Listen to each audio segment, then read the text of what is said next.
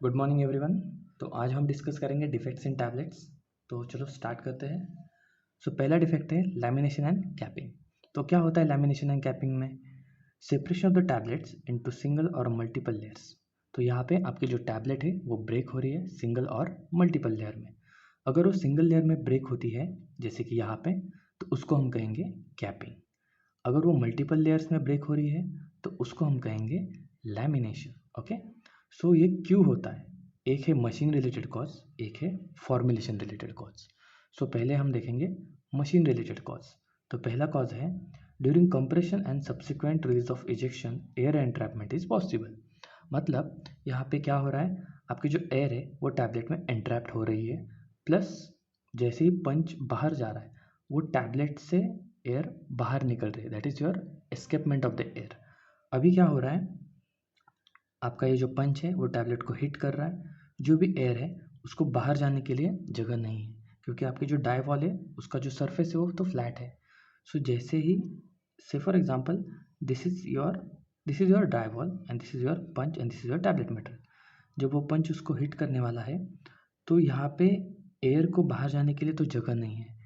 जो भी एयर यहाँ पे एक्यूमुलेटेड है वो टैबलेट के अंदर एंट्रैप्ड हो जाएगी। जैसे ही पंच बाहर आता है, जो टैबलेट कंप्रेस हुई है जिसमें उसमें जो एयर एंट्रैप्ड है वो बाहर जाने के लिए कोशिश करेंगे, तो अल्टीमेटली आपकी जो टैबलेट है वो एक्सपांड हो जाएगी और टूट जाएगी डिफरेंट लेयर्स में। अगर वो लेयर 2 या 3 से ज़्यादा होते हैं तो उसको हम कहेंगे लैमिनेशन। अगर वो सिंगल लेयर में टूटते तो उसको हम कहेंगे कैपिंग। तो इसके लिए रेमेडी क्या है? Use tapered die.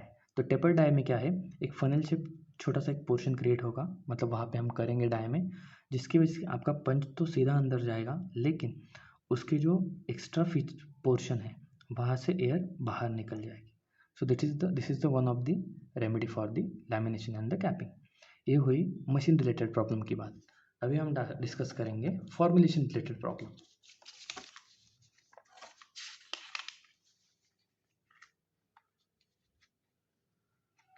तो फॉर्मुलेशन रिलेटेड प्रॉब्लम में क्या है, एक तो है लार्ज अमाउंट ऑफ फाइन्स। मतलब जो फाइन्स होते हैं, हम क्या करते हैं, पाउडर मटेरियल को मिक्स करते हैं, उसको पंच करते हैं, उसके ग्रैन्यूल्स बनाते हैं, देन उसको पंच करके उसकी टैबलेट बनाते हैं। अगर हमने लार्ज अमाउंट में फाइन्स यूज़ किए हैं तो फाइन्स का काम क्या है, agglomeration to form the granules, plus it provides the hardness by filling the gaps between the granules. मतलब जो हम ग्रैन्यूल्स बना रहे हैं उनको प्रेस करके टैबलेट बन रही है, लेकिन जो ग्रैन्यूल्स के बीच में जो छोटे छोटे पोर्शंस है उसको फिल करने के लिए हमें इन फाइन्स की ज़रूरत होती है। लेकिन एक बात ध्यान में रखो कि जितना आपके पार्टिकल का सरफेस एरिया ज़्यादा होगा वो उतनी ज़्यादा एयर एब्जॉर्ब कर लेगा। ओके, लार्ज अमाउंट में हमने फाइन्स अगर उसमें ऐड कर दिए तो ज़्यादा अमाउंट में उस पर एयर एंट्रैप्ड हो जाएगी। तो इस वजह से हमें पहला कॉज मिला कि लार्ज अमाउंट ऑफ फाइन्स अगर हम यूज़ करते हैं तो हमें एयर एंट्रैपमेंट ज़्यादा मिलेगी, जिससे कि हमें लैमिनेशन एंड कैपिंग दिखेगा। Second thing, oily granules. अगर ऑयली मटेरियल वहाँ पे प्रेजेंट होगा तो पहले से वहाँ पे मॉइस्चर प्रेजेंट है तो वहाँ पे हार्डनेस कम रहेगी। जैसे ही आपका पंच आपके टैबलेट को हिट करके बाहर निकलेगा तो वहाँ पे आपको लेयरिंग्स दिखेंगे, तो आपकी टैबलेट्स टूट जाएगी। इसके लिए रेमेडी क्या है? तो एक रेमेडी है परसेंट ऑफ फाइन्स आपको कम करने पड़ेंगे। तो कैसे कर सकते हैं? 100 to 200 में स्क्रीन आप यूज़ करेंगे, जिससे कि आप फाइन्स को थोड़ा बहुत कम कर देंगे। दूसरी चीज़, ऑयली और वैक्सी मटेरियल। तो जो ऑयली और वैक्सी मटेरियल है वो आपको मॉइस्चर प्रोवाइड कर रहे हैं, तो वहाँ पे आपको एड्जॉर्बेंट ऐड करना पड़ेगा जो मॉइस्चर को निकाल दे वहाँ से। यहाँ पे कौन कौन से एड्जॉर्बेंट हम कॉमनली यूज़ करते हैं फॉर्मुलेशन में, तो उनका एग्जाम्पल है anhydrous calcium phosphate, starch, magnesium carbonate, magnesium oxide, kaolin, bentonite and silicon oxide. This is all about lamination and the capping. मतलब आपकी टैबलेट ब्रेक हो रही है, डिफरेंट लेयर्स में बिखर रही है, तो उसके पीछे रीज़न है एयर एंट्रैपमेंट, प्लस थोड़े बहुत रीज़न है machine related and formulation related, but core जो रीज़न है वो है एयर एंट्रैपमेंट। ओके, उसको हमें कैसे भी करके कम करना है, तो उसके लिए सब्सिक्वेंट रेमेडीज है। नेक्स्ट है स्टिकिंग, पिकिंग एंड फिल्मिंग। क्या होता है sticking, picking and filming? They are alternative name for each other. इसमें क्या होगा, granule adhere to the face of the tablet punch और द डाइवॉल। मतलब आपका जो पंच हेड है, फॉर एग्जांपल ये पेंसिल को ही पकड़ लो, ये आपका पंच हेड है। जैसे ही वो टैबलेट को हिट करेगा तो टैबलेट का जो भी मटेरियल है इस हेड को अटैच हो जाएगा।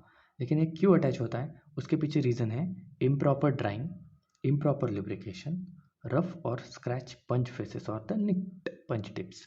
मतलब यहाँ पे आपका ड्राइंग प्रॉपरली नहीं हुआ है और आपका लुब्रिकेशन प्रॉपरली हुआ नहीं है, जिससे कि फ्रिक्शन बढ़ रहा है।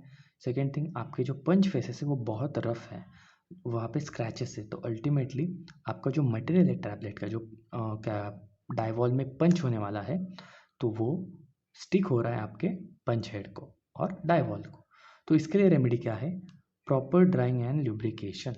सो यहाँ पे ड्राइंग प्रॉपर होना ज़रूरी है अलॉन्ग विथ लुब्रिकेशन। दूसरी थिंग, आपका जो पंच हेड है वो तो रफ है, स्क्रैच है, तो उसका भी पॉलिशिंग होना ज़रूरी है।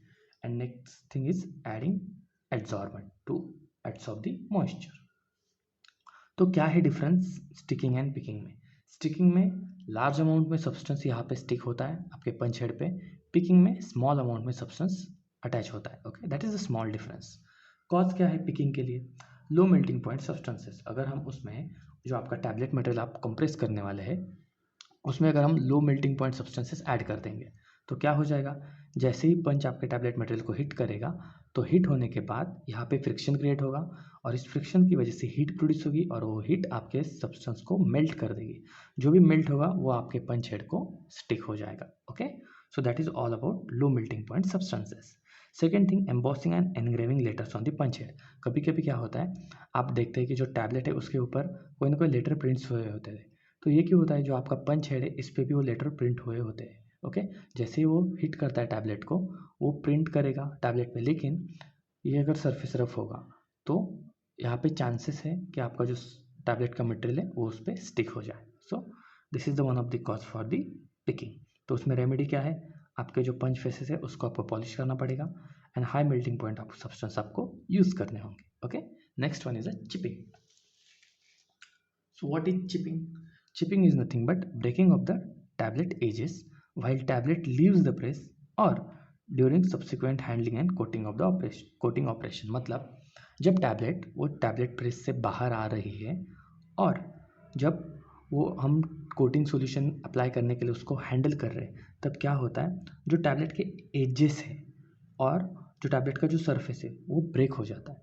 तो क्यों हुआ, क्योंकि there is improper machine setting, मतलब मशीन का सेटिंग प्रॉपर नहीं है। आप इस डायग्राम में देख लो, जो टैबलेट के एजेस है, जो रेड पोर्शन मैंने मार्क किया है वो क्या हुआ है, वहाँ पे एजेस ब्रेक हो चुके हैं और अंदर का मटेरियल आपको दिख रहा है। Okay, so there is a cause is improper machine setting, then poor lubrication, मतलब यहाँ पे लुब्रिकेशन प्रॉपरली हुआ नहीं है। Next thing, too dry granules, मतलब ग्रैन्यूल्स का ड्राइंग बहुत ज़्यादा हद में हुआ है, और इनसफिशियंट ड्राइंग, मतलब ड्राइंग ज़्यादा भी होना अच्छी बात नहीं है और इनसफिशियंट होना भी अच्छी बात नहीं है। There is optimum drying period and excessive binding which leads to chipping at the bottom. अगर बाइंडिंग सॉल्यूशन हमने ज़्यादा ऐड किया तो क्या होगा, चिपिंग जो टॉप पोर्शन को हो रहा था वो अभी बॉटम पोर्शन को होने लगेगा। ओके, जिसकी वजह से जो मटेरियल है वो आपके डाइवॉल, जो डाई है उसका जो बेस है वहाँ पे अटैच हो जाएगा। सो उसके लिए रेमेडी क्या है, सिंपल, जो कॉज है उसकी रेमेडी, उसके थ्रू ही हम रेमेडी फाइंड करते हैं। सो पहला कॉज था improper machine setting, so you have to use proper machine setting. Second, proper lubrication and sufficient drying period, and last one is a optimum binder concentration. Okay, next one is a mottling. So mottling क्या होता है, mottling is nothing but unequal distribution of the colour on tablet. So इस diagram में आप अगर देखोगे, यहाँ पे कहीं पे आपको स्लाइट रेड फेसेस दिखेंगे, कहीं पे डार्क पोर्शन है, कहीं पे वाइट स्पेसेस है। सो ये क्यों हो रहा है, difference in the colour between drug and excipient, मतलब आपका जो ड्रग है और एक्सिपिएंट है उन दोनों के कलर में बहुत ज़्यादा डिफरेंस है। सो इस डिफरेंस की होने की वजह से आपको इवन डिस्ट्रीब्यूशन कलर का नहीं मिलेगा। Second thing, improper mixing of coloured solution for tablet coating, मतलब आप टैबलेट को कोट करने के लिए कलर सॉल्यूशन बना रहे हैं, लेकिन उसका मिक्सिंग प्रॉपर नहीं हुआ है और उस सॉल्यूशन को आपने स्प्रे कर दिया, तो अल्टीमेटली क्या हो जाएगा, जो आपको टैबलेट है आपको अनइवनली डिस्ट्रीब्यूट हुई हुई दिखेगी। Okay, and last one is the migration of the dye to the surface of the granules. अभी ये क्या होता है, अगर विस्कोसिटी में आपके कोई ना कोई चेंजेस हो गए और आपका प्लास्टिसाइजर का कॉन्सेंट्रेशन बिगड़ गया, तो उस केस में आपका माइग्रेशन एक जगह पे नहीं रहता, वो यहाँ से वहाँ से यहाँ माइग्रेट होने लगता है। So that is your migration of the dye. So mottling को हम कैसे अवॉइड करेंगे, एक है आइदर आपको सॉल्वेंट सिस्टम चेंज करनी पड़ेगी और प्लास्टिसाइजर का कॉन्सेंट्रेशन चेंज करना पड़ेगा to avoid the migration of the dye. And second one is a very very important, proper mixing of the colourants. मतलब आप जो कलरेंट्स अप्लाई कर रहे हैं उनका प्रॉपर मिक्सिंग होना ज़रूरी है। Next one is the cracking and splitting. So cracking and splitting में क्या होता है, film cracks across the crown of the tablet और स्प्लिट अराउंड द एजेस। मतलब आपका जो क्राउन है टैबलेट का, जो टॉप पोर्शन है, वो वहाँ पे क्रैक्स नज़र आते हैं और it splits around the edges. मतलब जो एजेस है टैबलेट्स के, वहाँ पे स्प्लिटिंग आपको नज़र आएंगी। तो ये क्यों हो रहा है, it is due to internal stresses due to use of high molecular weight polymers. मतलब आप जब टैबलेट को कंप्रेस कर रहे हैं तो ऑलरेडी मॉलिक्यूलर वेट ज़्यादा है जो पॉलीमर आप यूज़ कर रहे हैं। सो कंप्रेस होने के बाद जो मटेरियल है वो एक्सपांड होता है, वो तो आपको पता है। सो जो एक्सपांशन का जो फोर्स है वो फिल्म, जो टैबलेट की फिल्म है, तो वो उसको झेल नहीं पाती और उसको जो फोर्स है उसको एब्जॉर्ब नहीं कर पाती। So ultimately there is a rapid expansion of the tablet and leads to cracking. Plus कभी कभी हम जब कॉन्केव पंचेस यूज़ करते हैं तभी भी हमें ये केस ऑब्जर्व होती है। तो रेमेडी क्या है, एक तो हमें लो मॉलिक्यूलर वेट पॉलीमर्स को यूज़ करना होगा, सेकेंड थिंग हमें कॉन्केव पंचेस की जगह कोई और सुटेबल पंच को यूज़ करना होगा। Next one is the orange peel effect. आपने ऑरेंज पिल को कभी देखा है, तो उसका जो सरफेस होता है वो रफ होता है। ओके, सो यहाँ पे क्या हो रहा है, जो फिल्म है आपकी वो रफ और नॉन ग्लोसी होती है। तो ये क्यों हो रहा है, इनएडिक्वेट spread of coating solution before the drawing. Drawing होने से पहले ही आपके टैबलेट के ऊपर जो सॉल्यूशन आप स्प्रे कर रहे हैं उसका जो स्प्रेड है वो अनइवन है। सो अल्टीमेटली आपको रफनेस दिखेगी टैबलेट के ऊपर। Second thing, rapid drawing. आपका अभी स्प्रेइंग तो इवन हो गया, इवन हो रहा है, सॉरी स्प्रेइंग तो हो रहा है लेकिन स्प्रेड होने के लिए आपको थोड़ा बहुत टाइम लग रहा है। ओके, लेकिन आपका ड्राइंग रेट तो बहुत ज़्यादा है। सो अल्टीमेटली इवनली स्प्रेड होने से पहले ही आपका जो मटेरियल है कोटिंग सॉल्यूशन वो टैबलेट पे ड्राई हो जाएगा। So there is no even spread, ultimately leads to orange peel effect. Next one is a high viscosity. Viscosity ज़्यादा होगी तो स्प्रेड होने के लिए टाइम लगेगा, लेकिन आपका ड्राइंग टेम्परेचर हाई है तो रैपिड ड्राइंग होगा। सो ये ना हो इसके लिए विस्कोसिटी भी ऑप्टिमम होना ज़रूरी है।